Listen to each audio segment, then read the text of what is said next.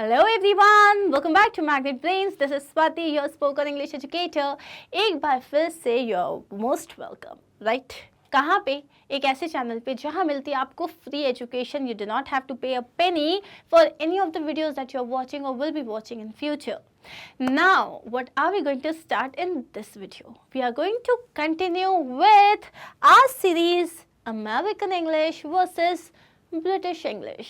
अब मैं आपको पहले ही बता चुकी हूँ कि American English is a very casual one, मतलब बड़ी ही कैजुअल टाइप की इंग्लिश होती है. यहाँ पे बहुत ज़्यादा टेंशन नहीं होता बिकॉज जैसा हम बोलते हैं वैसे स्पेलिंग्स होती हैं and it is like good but not that poised. British English on the other hand is like the poised version, एकदम जो होता है ना डिफाइंड वर्जन इंग्लिश का होता है. इसकी जो स्पेलिंग्स होती हैं वो भी थोड़ी सी जैसे आप प्रोनाउंस करते हैं उससे हल्की सी डिफरेंट होती हैं.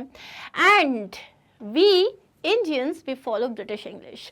तो चलिए अब हम स्टार्ट करते हैं American English versus British English.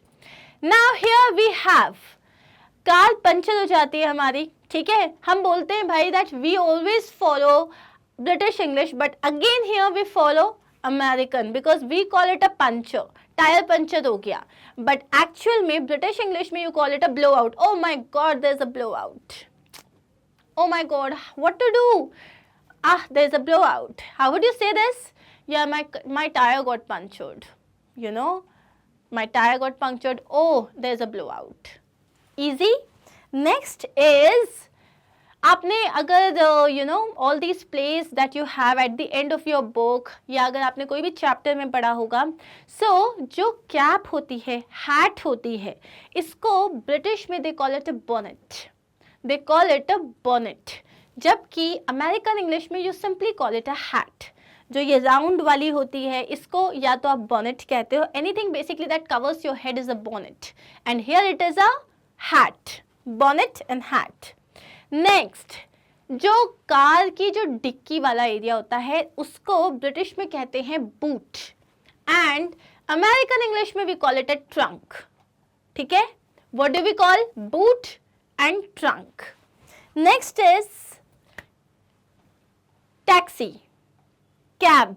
So American English is taxi and British English is cab. अब हम दोनों ही फॉलो करते हैं. कहीं पे हम टैक्सी बुलाते हो, कहीं हम कैब बुलाते हैं. Next is can.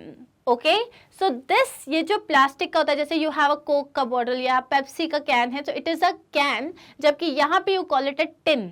यहाँ पे आप मटेरियल की बात करते हो और बोलते हो उसको टिन, और यहाँ you call it a can. British में कैन, अमेरिका में tin. Next is candy. Oh, I would love to have a candy and here we call it sweets. Chocolates को स्वीट्स कहा जाता है, जबकि स्वीट्स हमारे यहाँ पे when we talk we call जो मिठाइयाँ होती है, स्पेशली इंडियन जो मिठाइयाँ होती है उन्हें हम स्वीट्स कहते हैं.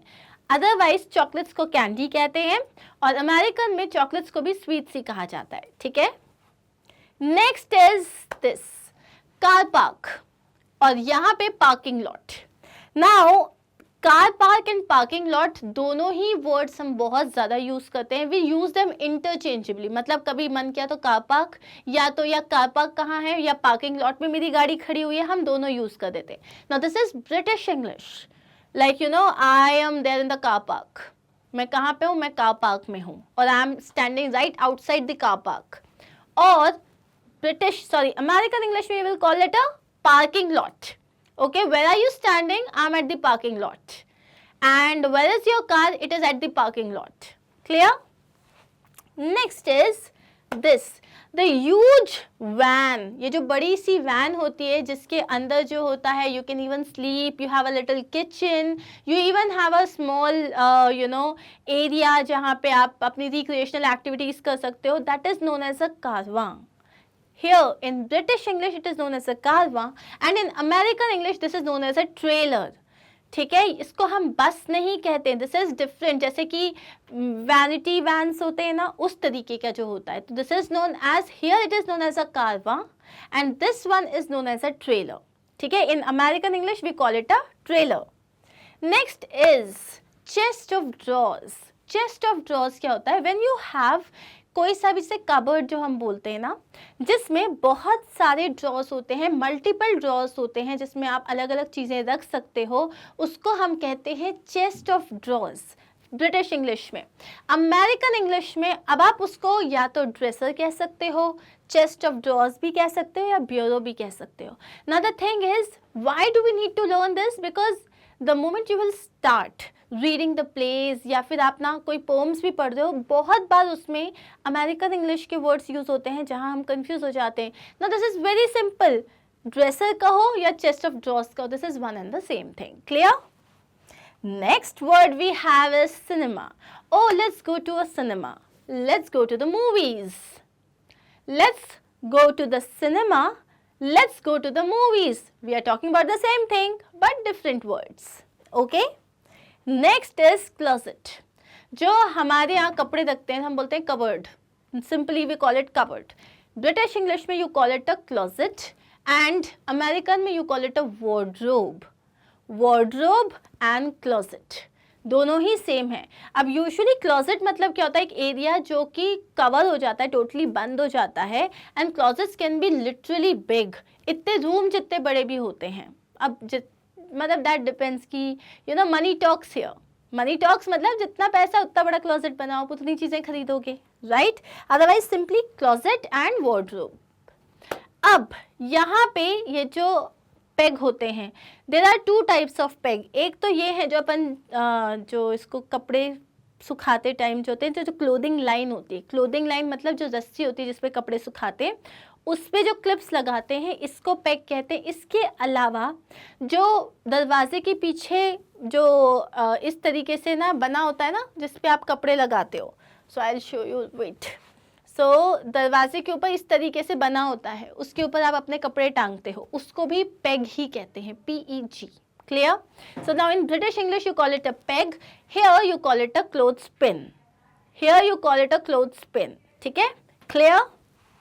Next one is coffin. Coffin we all know, right? So this is a coffin जिसमें आप किसी डेड बॉडी को रखते हो एंड देन आप उसको बैरी करते हो। क्लियर? ब्रिटिश इंग्लिश में this is known as a coffin, लेकिन अमेरिकन इंग्लिश में you call it either a coffin और अ कैस्केट। या तो आप कॉफिन बोलते हो या तो कैस्केट बोलते हो। तो अगर कहीं कैस्केट वर्ड यूज होता है, you do not have to get confuse at all. Clear? Next we have corn. Corn and maize are one and the same thing. British में we call it corn and American English में we call it maize. Clear? Next we have, oh come on, don't get crazy, oh please don't get mad. Now here remember this thing. British में जैसे क्या पागलपन कर रहे हो, why are you going crazy, oh my god why are you going mad? American English में mad के अब दो मीनिंग होते हैं, like oh please don't get mad at me। यहाँ पे mad का मतलब होता है angry, otherwise there is like जो बेसिक मीनिंग होता है that is crazy only। ठीक है? अमेरिकन इंग्लिश में you call it mad, British English में you call it crazy। Next is crib. जहाँ जो बच्चों का पालना होता है उसको कहते हैं crib, CRIB, crib British English में। लेकिन अमेरिकन इंग्लिश में you call it a cot, cot, COT, cot. Clear? चलिए नेक्स्ट क्या है? क्रिस्प। अब ये जो पोटैटो वेफर्स होते हैं ना, potato one and the same things, तो ये जो वेफर्स होते हैं इनको कहते हैं क्रिस्प। ये ब्रिटिश में we call them crisp, but American में we call them potato chips, potato chips. Clear? Potato again the same thing. Remember this thing. आप एक चीज रियलाइज कर रहे हो that we are like very choosy. हाँ, कभी मन किया तो हम अमेरिकन इंग्लिश बोलते हैं, कभी हमारा मन किया तो हम ब्रिटिश बोलते हैं, and you won't believe there are times हम ऑस्ट्रेलियन इंग्लिश भी बोलते हैं। ठीक है? एनीथिंग दैट इज इन हम बहुत जल्दी अडेप्ट कर लेते हैं। So you can either call them potato chips और you can call them crisp, same thing.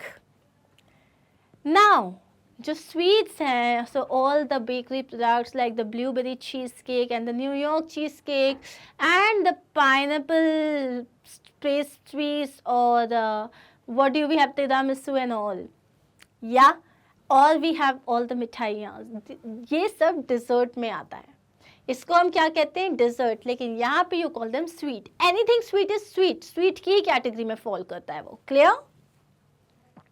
Then बच्चों को जो आप पहनाते हो टू मेक श्योर कि लीकेज नहीं हो, दैट इज डायपर. यहाँ पे you call it a diaper. British में we all call it a diaper, here you call it a nappy.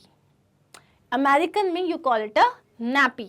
Okay, ये दोनों ही वर्ड्स आपने सुने हुए हैं. सिमिलरली जब आप टाल्स जो होते हैं, जो डिश टाल्स मतलब क्या होते हैं, जब आपको बर्तन को पोंछने होते हैं ना, या फिर आप जो यूजुअली किचन में यूज़ करते हो, तो उनको आप डिश टाल कहते हो.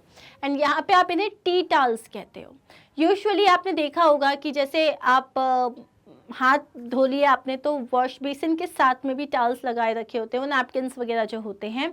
सो जो टाल्स आप किचन के लिए यूज़ करते हो, स्पेशली यूटेंसिल्स के लिए यूज़ करते हो, उनको यहाँ पे डिश टाल कहा जाता है और यहाँ पे टी टाल्स कहा जाता है. टी टाल्स. ओके, टॉवल नहीं होता, टाल होता है. टाल. That's it.